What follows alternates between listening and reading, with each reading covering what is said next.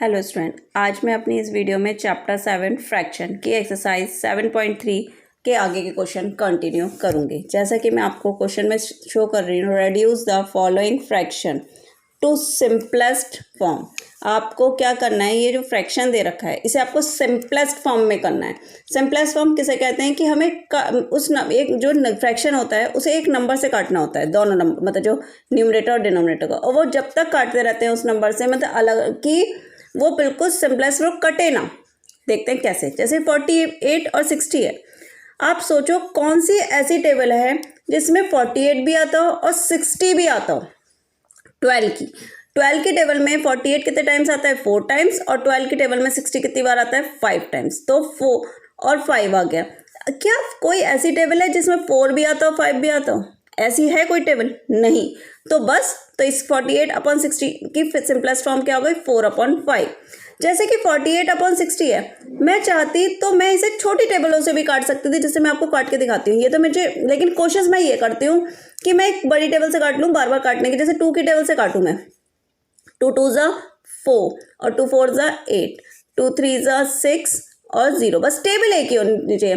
फिर 2 से कट जाएगा, 2 1 ज़ा 2, 2 2 ज़ा 4, फिर 2 की टेबल से ये 15। अब 12 और 15 क्या 2 की टेबल में आते हैं? नहीं, 3 की टेबल में आते हैं। कितने टाइम? 3 4 ज़ा और 3 5 ज़ा। आ गया 3/5, वो 4/5, 3 4 ज़ा और 3 5 ज़ा।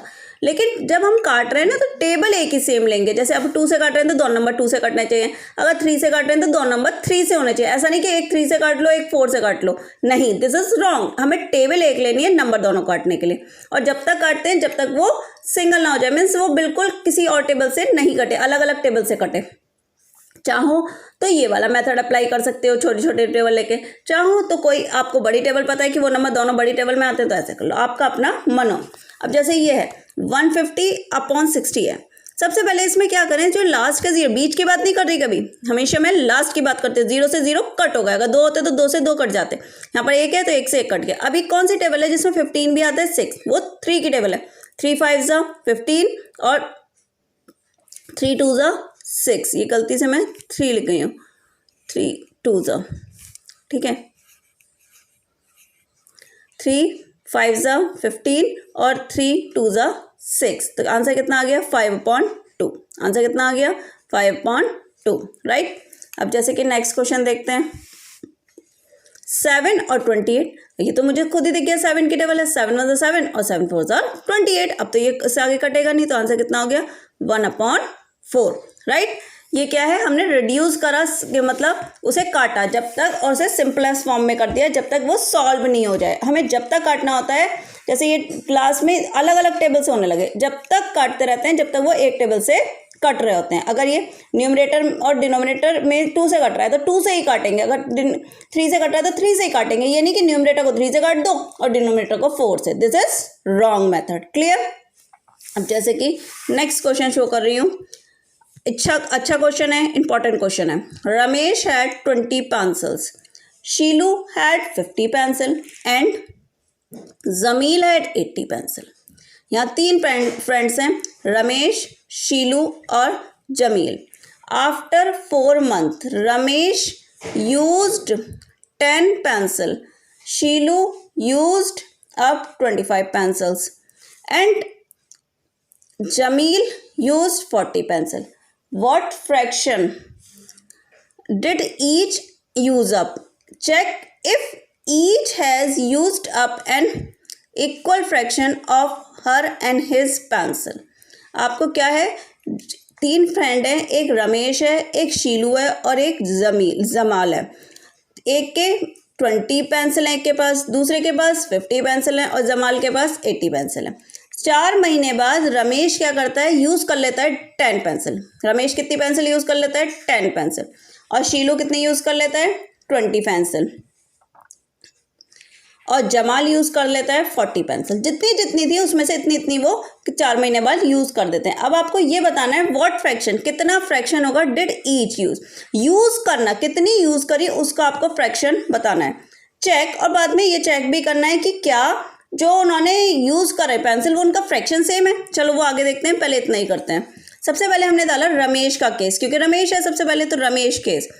टोटल नंबर ऑफ पेंसिल कितनी है रमेश के पास? 20। और उसने यूज कितनी करी है? आप देखो यूज कितनी करी है? 10 पेंसिल। लिख दिया हमने।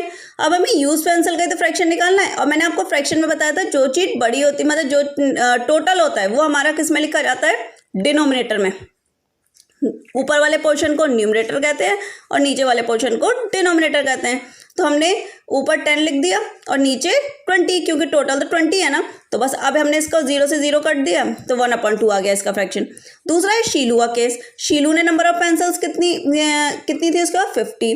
और यूज कितनी करी है उसने? 25। हमने लिख दिया टोटल नंबर ऑफ पेंसिल है 50 और यूज कर ली कितनी? 25। अब हमने क्या करा? फ्रैक्शन। फ्रैक्शन में वही मैंने आपसे बोला, जो टोटल होता है वो तो नीचे आ गया यानी कि डिनोमिनेटर में, और जो यूज वाली है वो ऊपर चला गया। 25/50 लिख लिया। अब 25 बन जा 25 और 25 2 जा 50। तो ये भी कितना आ गया? 1/2। अब तीसरा केस किसका है? जमाल का। जमाल के पास कितनी पेंसिल्स हैं? 80। और उसमें से यूज कितनी कर ली है उसने? यूज की है 40। तो बस हमने टोटल नंबर ऑफ पेंसिल लिख ली 80 और नंबर ऑफ यूज पेंसिल लिख ली 40। और जो आपको मैंने बताया कि जो टोटल होता है वो किस में आता है? नीचे डिनोमिनेटर में। तो हमने क्या करा? 40/80। 0 से 0 कटा। अभी कौन सी टेबल है जिसमें 4 और 8 आता है?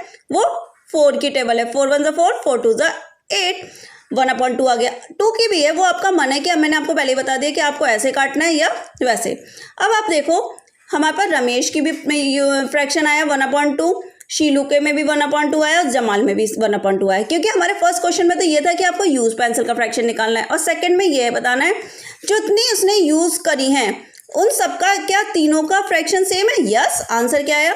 Since all of them used half of their pencil, अपनी अपनी आधी पेंसिल यूज कर ली, जितनी भी थी उसकी 20 में से 10 कर ली, उसने 50 में से 20 यूज कर ली, उसमें से 80 में से 40। तो हमने क्या लिख दिया? Since all of them used half of their pencils, therefore each case used equal fraction of pencil, right?